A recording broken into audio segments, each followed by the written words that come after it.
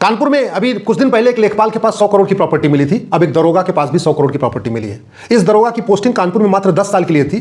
10 साल में उसने 100 करोड़ की प्रॉपर्टी बना लिया।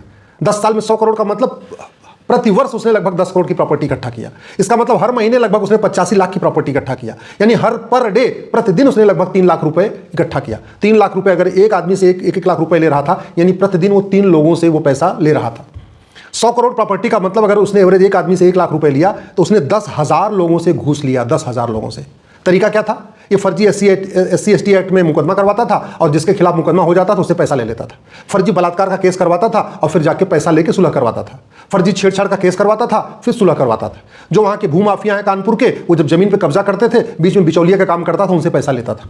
जो वहाँ कानपुर के सूदखोर हैं उनको पकड़ता था, उनसे वसूली करता था। वहाँ के जो ड्रग स्मगलिंग का काम करते हैं कानपुर वाले, उनसे पैसा ले रहा था। जितने भी वहाँ पे अवैध काम करने वाले हैं, चाहे अवैध कबाड़ का काम करने वाले हैं या मिलावटखोरी करने वाले हैं या चीटिंग फ्रॉड फोर्जरी करने वाले हैं, हथियारों का काम करने वाले, सबके सबसे ये पकड़ता था, पैसा लेता था, छोड़ता था, पैसा लेता पकड़ता था, पैसा लेता था, छोड़ता था। पूरा का पूरा इसने अपनी वर्दी का दुरुपयोग किया। सवाल ये है, वर्तमान कानून के अंतर्गत क्या इस गद्दार को फांसी होगी? क्या इस हरामखोर को आजीवन कारावास होगा? क्या इस मक्कार की 100% प्रॉपर्टी जब्त होगी?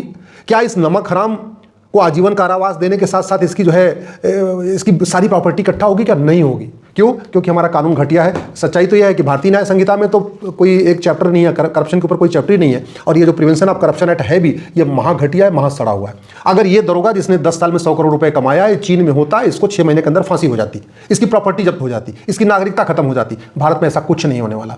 ऐसे लोगों को साहस क्यों मिलता? क्योंकि उन्होंने देख लिया 70,000 करोड़ के कॉमनवेल्थ घोटाले में कुछ हुआ नहीं, 1,76,000 करोड़ के 2G घोटाले में कुछ नहीं हुआ, 1,86,000 करोड़ के कोयला घोटाले में कुछ नहीं हुआ, तो हम भी 100 करोड़ रुपए कमा लेते हैं, क्या फर्क पड़ता है? सहारा को कुछ नहीं हुआ, माल्या को कुछ नहीं हुआ, चौकसी को कुछ नहीं हुआ, ऐसे बड़े बड़े जो फ्रॉड थे, जो चीटर थे, जब उनको कुछ नहीं हुआ, इसको क्या होगा?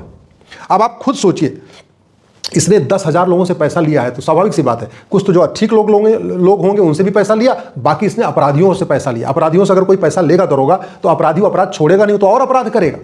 अपराध को बढ़ाने में ऐसे ही गद्दार मक्कार देशद्रोहियों का हाथ होता है। दुर्भाग्यवश भ्रष्टाचार को हमने आज तक न तो राष्ट्र की सुरक्षा के लिए खतरा घोषित किया, न तो भ्रष्टाचार को हम अपने देश की एकता अखंडता के लिए खतरा घोषित किया, न भ्रष्टाचार को हमने आज तक ऑर्गेनाइज क्राइम डिक्लेयर किया, न भ्रष्टाचार को हमने एक्ट ऑफ टेररिज्म डिक्लेयर किया, न भ्रष्टाचार को हमने संप्रभुता के लिए खतरा घोषित किया। हमारे पास कानून है, नेशनल सिक्योरिटी एक्ट है, वो भ्रष्टाचारियों पर लगता ही नहीं। हमारे पास UAPA है, भ्रष्टाचारियों पर लगता नहीं। ऑर्गेनाइज क्राइम के लिए BNS में सेक्शन 111 है, वो करप्शन करने वालों पर लगता ही नहीं। भ्रष्टाचार, ये जो भ्रष्टाचार है एक तरीके से ये इससे आतंकवाद बढ़ता है, आतंकवादियों के लोग मदद करते हैं, लेकिन भ्रष्टाचारियों के ऊपर आतंकवाद की धारा ही नहीं लगती।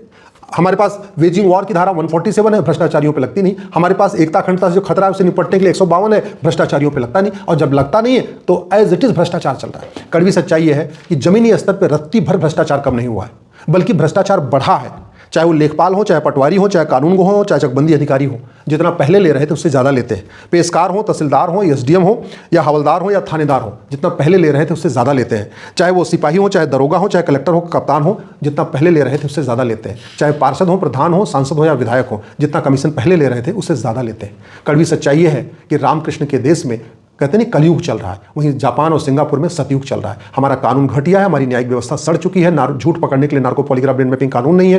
कानून हमारा ऐसे ही, आज तक हम अपने कानूनों के, हमने चीन से हम इकोनॉमी के मामले में कंपटीशन करते हैं, अमेरिका से इकोनॉमी के मामले में कंपटीशन करते हैं, जर्मनी से इकोनॉमी के मामले में कंपटीशन करते हैं, सिंगापुर से कंपटीशन करते हैं।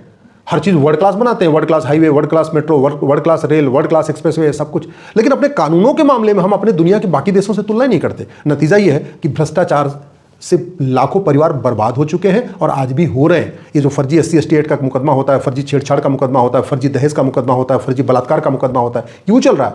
क्योंकि हमारा कानून घटिया है, हमारी न्यायिक व्यवस्था सड़ी हुई है।